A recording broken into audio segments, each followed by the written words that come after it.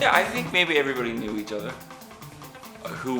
We were aware of each other. I think I knew all the people individually. So, and me and Ty started playing in New York around 2002, but it was pretty loose, and there was no band name to it or anything like that. And we played a few kind of off-the-cuff shows with like different formulas for what we were trying to do, and we didn't think of ourselves as a band at that point or anything. Then I remember like in 2003 there was a show we got offered. We said we'd do it at the Knitting Factory, and then I just run into Dave on the street, and I used to know Dave from his old band, my old band. We played with him in Boston. So I said to Dave, why don't you come play with us?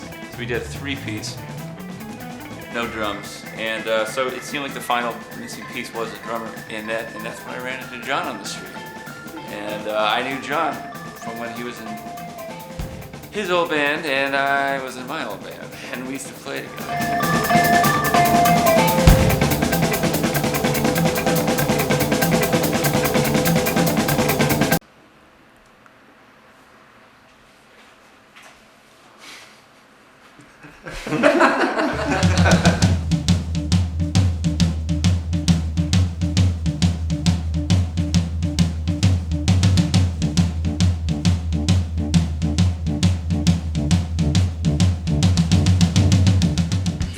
Ideas that we had for this album and where the Atlas video spawned from was really just kind of a reaction to some of the stuff we did on our EPs, because like Ian was discussing earlier of how the band formed and even how all of that music formed, it was fairly organic, so we were working with a lot of organic imagery and stuff, so we didn't really want to get pigeonholed as the band that like has trees on their on their cover all the time.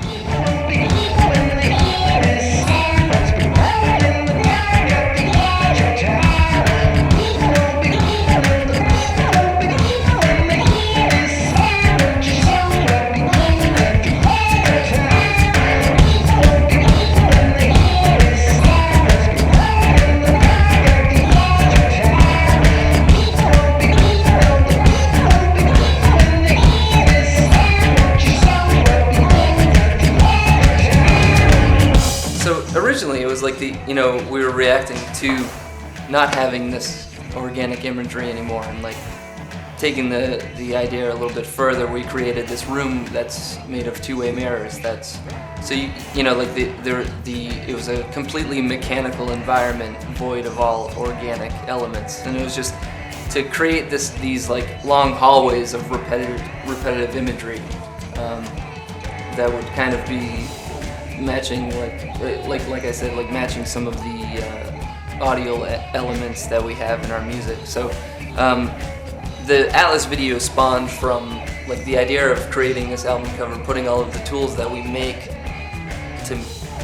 use to make this music inside of this environment.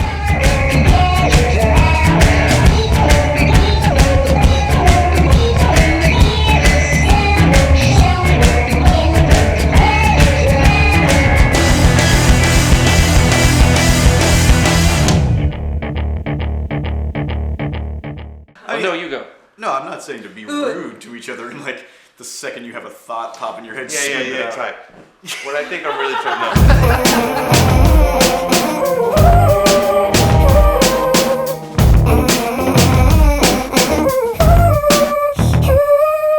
The EPs were an example of this band searching for our sound, and this new record is an example of a band who has kind of found their sound and is distorting it and can play with it more.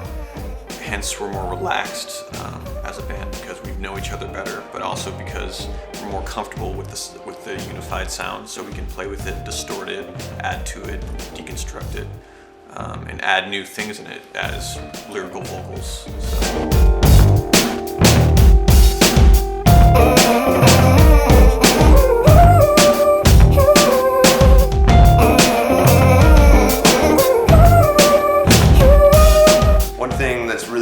About this band is that just judging from everyone's past, our own individual styles are already kind of perfected like a long time ago. So it was like that right there is a huge confidence in as far as like creating something new. It's like I learned how to do what I do a really long time ago.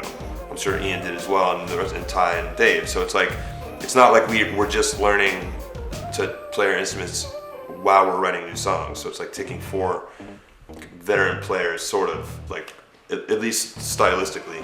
And that kind of helps, like when you're talking about trust, it's like I kind of trust these guys to kind of just take it to any kind of level they want, because we're able to achieve that because the players in this band are so good.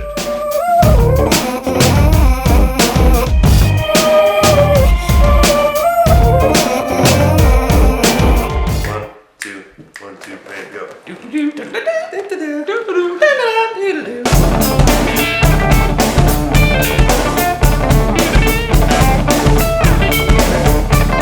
I think I've realized with this band, the more we tour, when we go on tour, we play every night, we kind of simultaneously get tighter and looser at the same time. So somehow mysteriously it does, even though everything is like syncing up like crazy, at the same time there is this sort of like larger confidence that just appears where the music starts to do new things in surprising ways. Because you're almost more confident, you can just trust it. You trust yourself, you trust your bandmates more. And it's sort of like you know that the song is still gonna be there, even if you're not at every moment playing it or something. So you can almost like let go of it a bit and let it take its own life.